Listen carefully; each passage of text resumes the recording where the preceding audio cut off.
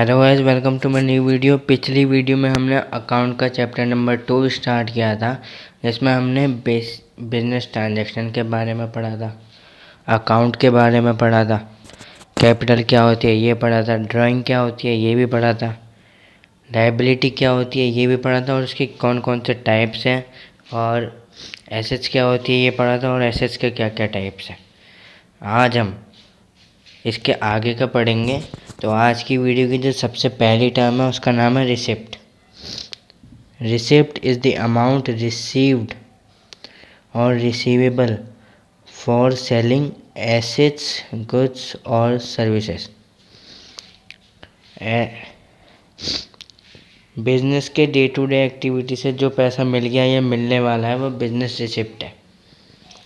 ठीक है, वो पैसा या तो रिसीव हो गया मतलब मिल गया है, या रिसीवेबल है मतलब मिलने वाला है, उसे हम रिसिप्ट कहेंगे।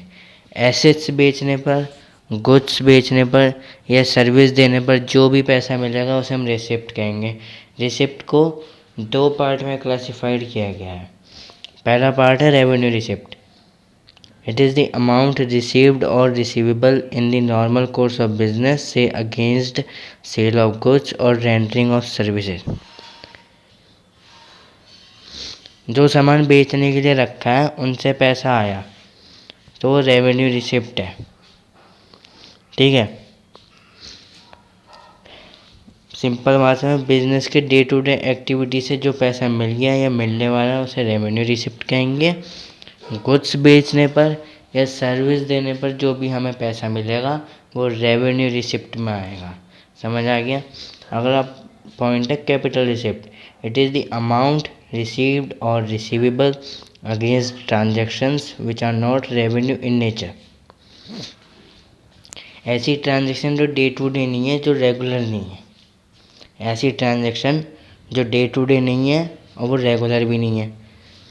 मान लो मेरा साइबर कैफ़े है, मेरा जो प्रिंटर है वो ख़राब हो गया, मैंने उसे बेच दिया और वो मेरा एसेट था, वो मेरा डे टू डे एक्सपेंस में नहीं आता था, वो मेरी मजबूरी थी जो मैंने उसे बेचा। पर वो तो जब मैंने उसे बेचा तो उसे बेचने पर जो पैसा आया वो मेरे को रिसीव हो गया, लेकिन वो रेवेन्यू इन नेचर नहीं है। इसका मतलब जो मजबूरी में किया गया या जो कभी कभी किया गया ट्रांजैक्शन होता है उसे हम कैपिटल रिसिप्ट में दिखाते हैं।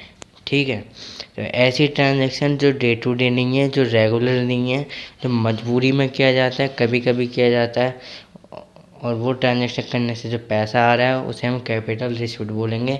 सबसे बढ़िया एग्जांपल है सेल ऑफ मशीनरी, लिख सकते हो आप। ठीक है, मान लो मेरी फैक्ट्री है, मेरी फैक्ट्री में जो मशीन है वो थोड़ी पुरानी हो गई है या उसमें कुछ ख़राबी हो गई है, तो मैंने उसे वो बेच दिया। तो उसे बेचने पर जो पैसा मिला वो मेरे को पैसा तो मिल गया, लेकिन वो जो है वो मेरी रेवेन्यू इन नेचर नहीं है। वो मेरी रेवेन्यू इन नेचर नहीं है, वो मेरी मजबूरी थी जो मैंने उस मशीन को बेचा, तो वो कैपिटल रिसिप्ट कहलाएगी। अगली टर्म है expenditure. Expenditure is the amount spent or liability incurred for acquiring assets, goods और services।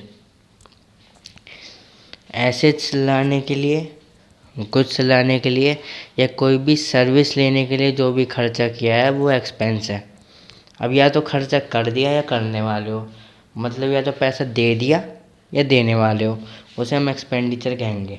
एक्सपेंडिचर को तीन पार्ट में कैटेगराइज किया गया। पहला पार्ट है capital expenditure. It is an expenditure incurred to acquire assets or improving the existing assets which will increase the earning capacity of the business। Assets खरीदने के लिए जो खर्चा किया या पुरानी एसेट्स को इम्प्रूव करा जिससे कि मेरा बिजनेस पहले की तरह बढ़िया चल सके, वो कैपिटल एक्सपेंडिचर है। एसेट्स खरीदने के लिए जो खर्चा किया, मेरी फैक्ट्री में मैंने मशीन खरीदी, तो मशीन खरीदने में जो मेरा खर्चा हुआ वो मेरा कैपिटल एक्सपेंडिचर है। ठीक है, या फिर मेरी फैक्ट्री में एक मशीन है वो ख़राब हो गई है, मैंने वो ठीक कराई, उसे ठीक कराने में जो खर्चा हुआ वो कैपिटल एक्सपेंडिचर है। ठीक है, तो कैपिटल एक्सपेंडिचर क्या होता है? एसेट्स खरीदने के लिए जो भी खर्चा किया या पुराने एसेट्स को इम्प्रूव करा जिससे कि मेरा बिजनेस पहले की तरह एकदम बढ़िया चल सके, वो कैपिटल एक्सपेंडिचर है। अगला पॉइंट है revenue expenditure. It is the expenditure incurred the benefit of which is consumed और exhausted within the accounting period. Business को चलाने के लिए जितना भी खर्चा होगा वो रेवेन्यू एक्सपेंडिचर होगा। ठीक है। अगला पॉइंट है deferred revenue expenditure. It is revenue expenditure in nature but is return of in more than one accounting period because it is estimated that benefit of such expenditure will accrue in more than one financial year। खर्चा आज का है पर चलेगा लंबे time तक। मान लो मेरी कोचिंग है, मैंने उसका एडवर्टाइजमेंट करा 50,000 रुपये में, जो मुझे अगले 2-3 साल तक फ़ायदा देगा, तो मैं एडवर्टीजमेंट के खर्चे को हर साल थोड़ा थोड़ा 10-10 हज़ार का नुकसान दिखाऊंगा, जिससे कि हमारा जो अकाउंट है वो मेंटेन रहे।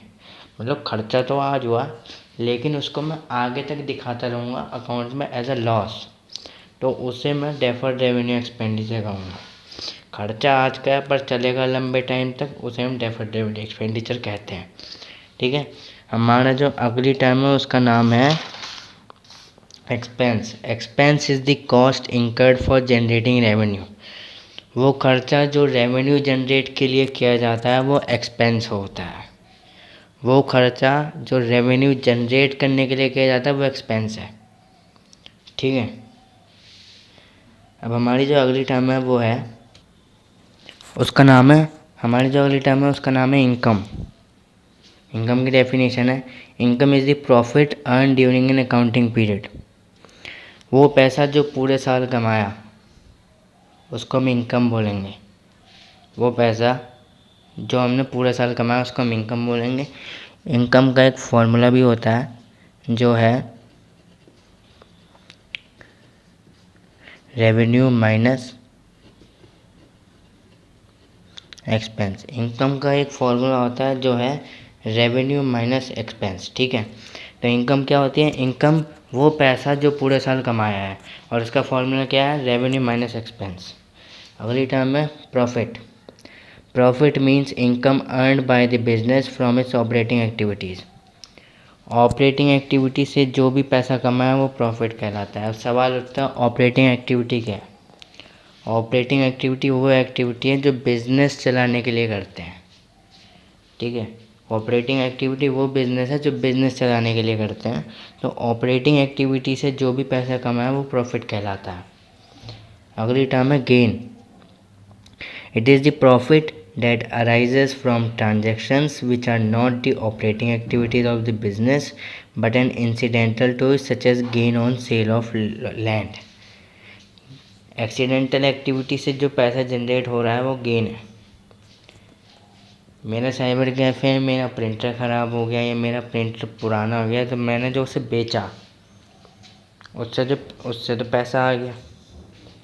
ठीक है। तो मेरा गेन हुआ। कैसे गेन हुआ? मेरा इरादा नहीं था वो बेचने का। तो जब आपका कोई एसेट बेचने का इरादा नहीं होता और आप उसे बेच देते हो और उसे बेच के जो भी पैसा जनरेट हो रहा है, हम ऐसी एक्टिविटी को एक्सीडेंटल एक्टिविटी में गिनते हैं। तो एक्सीडेंटल एक्टिविटी से जो भी पैसा जनरेट हो रहा है वो गेन होता है। ठीक है। समझ में आया? गेन का मतलब है एक्सीडेंटल एक्टिविटी से जो भी पैसा जनरेट हो रहा है वो गेन है। अगली टर्म है purchase. The term purchase includes both cash and credit purchase of goods. Purchase का मतलब होता है खरीदना। परचेज कैश में भी हो सकती है, क्रेडिट में भी हो सकती है। मतलब सामान को हम कैश में भी खरीद सकते हैं और क्रेडिट मतलब उधार पर भी खरीद सकते हैं। ठीक है। परचेज से मिलती जुलती एक टर्म है परचेज रिटर्न। गुड्स परचेज में be return to the seller for any reason, it is known as purchase return. जो चीज़ परचेज की वो रिटर्न कर दिया वो परचेज रिटर्न है। मैं मार्केट में गया था, मेरे को एक टी शर्ट पसंद आ गई, मैं वो टी शर्ट लेके आ गया घर पे, और जब मैंने उसे पहन कर देखा तो वो टी शर्ट मेरी थोड़ी टाइट आई। तो उस टी शर्ट को मैं अगले दिन गया और उस दुकान वाले को वापस करके आ गया। तो जो चीज़ आपने परचेज़ की और वो रिटर्न कर दी, वो परचेज रिटर्न होता है। समझ आ गया। अगर रिटर्न है sale, return sale includes both cash and credit sale. Sale का मतलब होता है सामान बेचना। सेल कैश में भी हो सकती है, क्रेडिट में भी हो सकती है। सेल मतलब हम सामान को कैश में भी बेच सकते हैं, उधार में भी बेच सकते हैं। समझ आ गया सेल का मतलब। सेल से मिलती जुलती एक टर्म है सेल्स रिटर्न, इसको हम रिटर्न इनवर्ड भी कह सकते हैं। इसकी डेफिनेशन है goods sold when return by the purchaser are termed as sales return. जो सामान बेचा वो वापस आ गया, उसे सेल्स रिटर्न कहेंगे। ठीक है। मेरी स्टेशनरी की दुकान है, ठीक है। एक बच्चा जो है मेरे से पेन लेने आया था, मैंने उसे पेन दिया, वो घर गया, उसने पेन चला के देखा पेन चल नहीं रहा था, तो वो मेरी दुकान पे आया, मेरे को वो पेन वापस करके चला गया कि भैया आपका पेन नहीं चल रहा है। ठीक है। तो जो सामान बेचा वो वापस आ गया, उसे सेल्स रिटर्न कहते हैं। ठीक है। अगली टर्म है goods. Goods are the physical items of trade that are purchased to be sold। ऐसी चीज़ जिसको मैंने खरीदा है बेचने के लिए, ऐसी चीज़ जिसको मैंने खरीदा है बेचने के लिए उसे गुड्स कहते हैं। जब आप बेचो, एक बात ध्यान रखना, जब आप बेचोगे या जब आप खरीदोगे गुड्स, तो वहाँ गुड्स की बात चल रही होगी। जहाँ पर भी खरीदना या बेचने की बात चल रही होगी वहाँ हमेशा गुड्स टर्म यूज़ होगी। ठीक है। तो ऐसी चीज़ जिसको मैंने खरीदा है बेचने के लिए वो गुड्स होती है। अगली टर्म है stock. Stock is a tangible asset held by an enterprise for the purpose of sale in the ordinary course of business और for the purpose of using it in the production of goods. जो सामान बेचने के लिए रखा, जो बिका नहीं है, रखा हुआ है बेचने के लिए, या उसको प्रोडक्शन के काम में यूज़ करने के लिए रखा, वो स्टॉक है। ठीक है।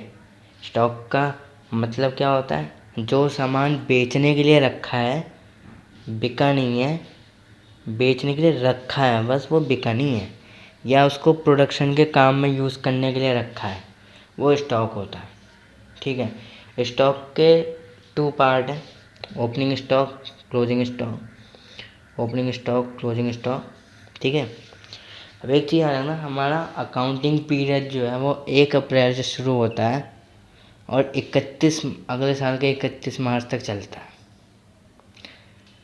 मान लो अभी 2021 चल रहा है, तो 1 अप्रैल 2021 से अकाउंटिंग पीरियड शुरू होगा, वो हमारा 31 मार्च 2022 तक चलता रहेगा। ये हमारा अकाउंटिंग पीरियड है।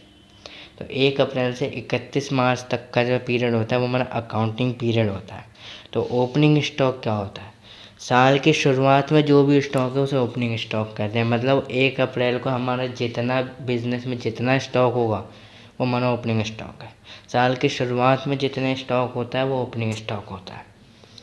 क्लोजिंग स्टॉक, साल के अंत में जितना भी स्टॉक होता है उसे क्लोजिंग स्टॉक कहते हैं। मतलब 31 मार्च को जब अकाउंटिंग पीरियड ख़त्म होने वाला होगा तो उस वक्त जो भी स्टॉक बचा होगा उसे हम क्लोजिंग स्टॉक कहेंगे।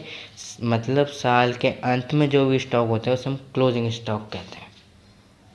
ठीक है, समझ आ गया। तो आज के लिए इतना ही।